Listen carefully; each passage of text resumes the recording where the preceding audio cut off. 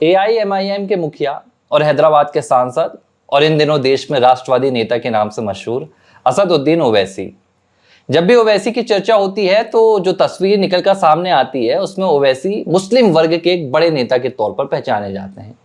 यही उनकी राजनीति भी है, यही उनका सियासी सफर भी रहा है कि मुस्लिमों की आवाज को, मुस्लिम वर्ग की आवाज को मजबूती के साथ रखने का उन्होंने वादा किया था और संसद में भी वो यही काम करते हैं। प्रो मुस्लिम ओवैसी को कहा जाए तो गलत नहीं होगा, लेकिन यही प्रो मुस्लिम ओवैसी जब दुनिया भर में जाकर या भारत में रहकर भी प्रो इंडियन होकर बात करते हैं, प्रो इंडिया की बात करते हैं, जो भारत का जो बहुसंख्यक वर्ग है हिंदू, वो भी ओवैसी का मुरीद हो जाता है। ओवैसी की तुलना देश के हर उस बड़े नेता के साथ की जाती है जिसके साथ भी हो सकती है राजनीति में, चाहे फिर वो भाजपा का कोई नेता हो, चाहे वो राष्ट्रवादी नेता हो, कोई भी हो। लेकिन सवाल ये नहीं है, सवाल ये है कि ठीक इसी क्रम में अगर प्रधानमंत्री नरेंद्र मोदी को देखें तो पीएम मोदी, वैसे तो पीएम मोदी वर्ग, समुदाय, इन सबसे परे राजनीति करते हैं, लेकिन माना जाता है कि प्रधानमंत्री नरेंद्र मोदी भी हिंदुओं का पक्ष मजबूती के साथ रखते हैं और उनकी पृष्ठभूमि भी रही है। राष्ट्रीय स्वयंसेवक संघ से निकल कर आए हैं। राष्ट्रीय स्वयंसेवक संघ हिंदुओं की आवाज को उठाता है, हिंदुओं की रक्षा के लिए खड़ा रहता है।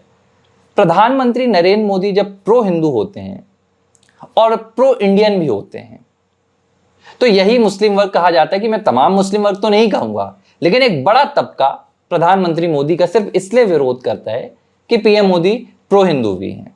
हालांकि प्रधानमंत्री बनने के बाद पीएम मोदी ने कभी जाति, वर्ग, समुदाय, इसके फासलों को ध्यान नहीं दिया। तो बात भी नहीं करना चाहिए ना प्रधानमंत्री को इन तमाम चीज़ों पर। संविधान की शपथ लेते हैं तो ये जातिवाद की बात हो, धर्म की बात हो, ये तो स्वाभाविक है, प्रधानमंत्री को शोभा नहीं देता। नहीं, मैं अपनी बात बीच में आपको रोकूंगा। तो एक तरफ ओवैसी हैं, एक तरफ मोदी हैं। ओवैसी की स्वीकृति करने में हिंदू जो बहुसंख्यक समुदाय है उसको तनिक क्षणिक मात्र भी वक्त नहीं लगता है, पूरा देश आत्मसात कर लेता है। तो फिर भाई ये जो प्रो मोदी है, जो प्रो इंडियन है, वो मोदी जो प्रो हिंदू भी है, उसे ये पूरा मुस्लिम वर्ग एक्सेप्ट क्यों नहीं करता? सवाल तो ये है। नहीं, अब स्वाभाविक सी बात है कि मैं अभी कहीं पढ़ रहा था कि एआईएम की स्थापना किस उद्देश्य को लेकर हुई। तो स्वाभाविक सी बात है कि आप अपनी जो विचारधारा को लेकर चलते हैं तो उस विचारधारा पे लोग जुड़ते रहते हैं। अभी आप ही बोल रहे थे कि पृष्ठभूमि आरएसएस की है, तो आरएसएस की पृष्ठभूमि किससे है? ठीक है, आरएसएस की पृष्ठभूमि जो है राष्ट्रीय स्वयंसेवक संघ हिंदुओं की बात करता है, हिंदू राष्ट्र की भी बात करता है वो। तो उस पृष्ठभूमि से निकला व्यक्ति की विचारधारा को आप कितनी बदल दोगे? फिर आप एआईएम चीफ की बात करते हो, ओवैसी की बात करते हो, तो अगर वो व्यक्ति जो है मुसलमानों की हित की बात करता है और मुसलमानों के वोटों से वो आगे बढ़ता है, मुसलमानों के वोटों से जीतता है और अपने आप को मुसलमानों का नेता भी कहता है, लेकिन वो हिंदुओं का विरोध भी तो नहीं करता। वो तो कहता है कि हमारे मुसलमानों की जो स्थिति है वो बिगड़ी हुई है, उस बिगड़ी स्थिति को आप सुधार दीजिए। तो बिगड़ी स्थिति को सुधारने के लिए अगर वो बात करता है और उसी मुद्दे पे अगर वो वोट मांगता है तो बुराई क्या है? अब आप कहते हो कि वो मुसलमानों की हित की भी बात में ना करे और जो मोदी बोले, जो प्रधानमंत्री बोले, उनकी बात पे सहमत कर दें, तो ये होना स्वाभाविक नहीं है भाई। अभी भारत की बात थी, जब भारत की बात आएगी तो भारत की चर्चा होगी और भारत की चर्चा जब नहीं, यहाँ पर तो ओवैसी का सवाल नहीं है, मैं स्वीकृति की बात कर रहा हूँ कि जो हिंदू वर्ग है, बहुसंख्यक वर्ग है, वो ओवैसी को स्वीकार करने में इतना सा भी वक्त नहीं लगाता है। अगर ओवैसी ने भारत जिंदाबाद कहा तो जो पूरा 100 करोड़ का हिंदू समुदाय है वो ओवैसी को सिर आंखों पर बैठा लेता है। लेकिन भाई एक तरफ प्रधानमंत्री मोदी हैं जो 11 सालों से सबका साथ, सबका प्रयास, सबका विश्वास लेकर चल रहे हैं, लेकिन आज भी अगर आप राजनीतिक हलकों की चर्चा करें या देश की चर्चा करें या मोदी का नाम लेकर आप जाएं मुस्लिम वर्ग के बीच में तो उन्हें स्वीकृति नहीं मिलती है। ये विचारधारा बन चुकी है, आप समझ क्यों नहीं पा रहे हो? 70 सालों की स्थिति में आप समझो कि किस तरह से डराया और धमकाया गया है, किस तरह से एक पार्टी ने पूरा माहौल बनाने की कोशिश की है कि जो बीजेपी है कुछ आपके साथ भला करेगी नहीं। आप क्या समझते हो? आज जो बीजेपी की जो योजनाएं चल रही हैं, केंद्र सरकार की जो योजनाएं चल रही हैं, क्या उसमें मुस्लिम वंचित है? लेकिन जाओ उस वार्ड पे चले जाओ, उस बूथ पे आप चले जाओ, उस विधानसभा क्षेत्र पे आप चले जाओ, उस लोकसभा क्षेत्र में चले जाओ और फिर मुस्लिमों के वोट बैंक को देख लो। क्योंकि आजकल तो पता चल जाता है ना कि हमारी वोटर लिस्ट में कितने मुस्लिम थे, इसमें एक पन्ने में कितने मुस्लिम थे, तो कितने किसको गए हैं। वोट बीजेपी को नहीं मिलेगा। इसके पीछे ये है कि आप पूरी योजनाओं का लाभ भी लोगे, तमाम चीज़ें करोगे, लेकिन मोदी पे अविश्वास भी करोगे। मोदी कितने मुसलमानों के साथ बैठ के चर्चा कर रहे हैं, तमाम बातें करते हैं, लेकिन भरोसा नहीं होता। तो सवाल ये उठता है कि एक व्यक्ति जो है किस चीज़ को लेकर बढ़ा है, मुस्लिमों को लेकर ही बढ़ा है। एआईएम की जो स्थापना हुई थी किस वजह से हुई थी? क्या हिंदुओं के भले के लिए हुई थी क्या? वो तो स्वाभाविक सी बात है कि संघर्ष करते हुए पार्टी बनी, और पार्टी बनने के बाद चुनाव लड़ने जाने लगे, तो उसमें तो मुस्लिमों की भले की बात कर रही थी। तो आप उस विचारधारा की क्या बात करते हो कि आप सोचें? हम उस पर ओवैसी पे भरोसा सिर्फ इस बात के लिए कर रहे हैं, उसकी प्रशंसा सिर्फ इस बात की कर रहे हैं कि जब देश पे संकट आया था तो देश के साथ खड़ा रहा वो व्यक्ति, इसलिए आज हम उसकी प्रशंसा कर रहे हैं। लेकिन वो हिंदुओं के खिलाफ बोलना शुरू कर देगा, गलत बात बोलेगा तो हम उसका विरोध करना शुरू कर देंगे। आप समझो ना मेरी बात। और मोदी के साथ भी यही जुड़ा है। मोदी के साथ भी जो है, जो चेहरा जो है ना, पूरा हिंदू के पक्ष वाला ही बना है। आप क्या समझते हो, इतनी ज्यादा जो सीटें आई हैं क्या मुस्लिम सीटों से वो बन गया है क्या? कितनी सीटें बीजेपी ने जीती मुस्लिम पर? उसमें तो हार ही मिली है ना। तो इतना आसान नहीं होता भरोसा कायम करना। कांग्रेस ने पूरी तरह से जमा के रखा था। आप जब समझिए, कांग्रेस ने जब शुरुआत की थी तो वो कोई मुस्लिम लीग थोड़ी थी कि कोई मुस्लिम पार्टी बनी थी। उसको भी हिंदू वोट देते थे, SC ST OBC दबदबा था। SC ST तो पूरी तरह से कांग्रेस के साथ था, तभी तो 70 सालों तक उसका साम्राज्य चलता रहा। लेकिन एक समय आया, हिंदुत्व की लहर जगी, और उसके बाद अभी जो हिंदू वोट बैंक थे, चाहे उसमें SC ST OBC को भी पूरी तरह से ज़्यादातर बीजेपी को मिलने लगे। तो सवाल सिर्फ इस बात की है कि कौन किस लाइन से आगे बढ़ रहा है। ओवैसी किस लाइन से आगे बढ़ रहे हैं, मोदी किस लाइन से आगे बढ़ रहे हैं। हम आज सिर्फ इस बात को क्यों चर्चा करने लगे?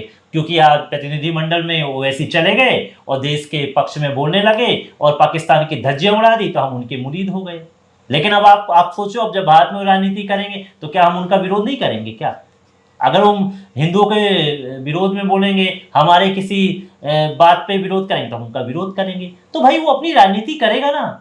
राजनीति जो होती है ना, वो कोई बिल्कुल स्वच्छ आप छवि से मत सोच लो कि हम एक जैसे करेंगे। राजनीति में साम दाम दंड भेद, ये तमाम चीजों का प्रयोग किया जाता है। नहीं तो क्या ये समझा जाए कि ओवैसी ने जो अपनी विचारधारा का परिचय दिया, ये सिर्फ सरहद पार ही ओवैसी की नजर आएगी या सरहद के मामलों पर नजर आएगी? लेकिन राष्ट्रवादी जो तमगा दिया गया है ओवैसी को, ये तमगा क्या इतना बौना रहेगा कि सिर्फ एक मुद्दा, अगर भारत पाकिस्तान का मुद्दा आता है तो वैसे ही बोलेंगे, सरहद का मुद्दा आता है तो वैसे ही भारत के पक्ष में बोलेंगे। लेकिन ये जो पूरा भारत है, ये सिर्फ सरहद से नहीं चलता ना।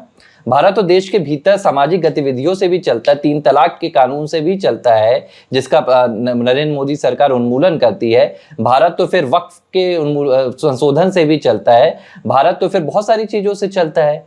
तो इतना छोटा क्या यहाँ पर ओवैसी का राष्ट्रवाद है कि वो भारत के भीतर की राजनीति के लिए अलग है? तो फिर कैसे हम ओवैसी को राष्ट्रवादी कह रहे हैं? वोट बैंक जो होता है उसको आप समझो। मुस्लिम वोट बैंक में क्या होता है, हाजी से लेकर काजी, मुल्ला से लेकर मौलाना तक होते हैं, और इन सबके विचारों से किसी भी प्रकार के जो मुस्लिम समाज के लोग होते हैं वोट देते हैं। आप क्या समझते हो, क्या ओवैसी जो बोल देगा वही हो जाएगा क्या?